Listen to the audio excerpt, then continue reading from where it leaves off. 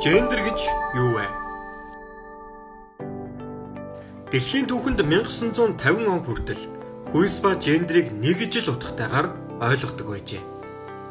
Гендерийн сургаалын үүсэл нь анх 20 дугаар зууны ихэнх үеэс эмэгтэйчүүдийн эрх чөлөөг хамгаалахаар гарч ирсэн ойлголт бөгөөд аажимдаа нийгэм соёлын бүхий салбарыг хамруулсан гендер судлал болтлоо хөгжсөн байна.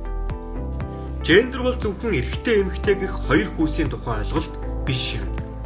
Хүн нийгмийн оршин тогтносон бүхий л үеийн туршид эрэгтэй эмэгтэй хүмүүсийн хоорондын харилцаа, тэдэнд хүлээлгсэн үүрэг, хариуцлага, үнэлэмжийн байдал хөгжин өөрчлөгдөж ирсэн бөгөөд энэ нь шашин, соёл, уламжлалын хэм хэмжээ болтлоо хэвссэн байдаг.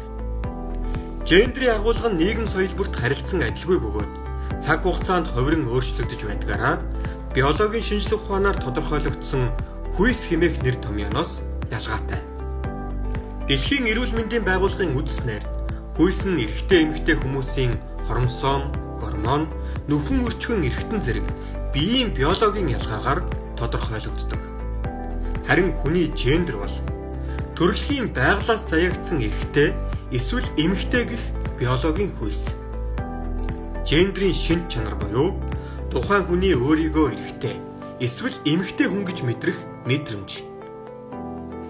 Гендерийн илэрхийлэл буюу хүний гадаад үзмж, хувцсны сонголт, зан авир зэргийг хамруулсан хүний илэрхийлэмж.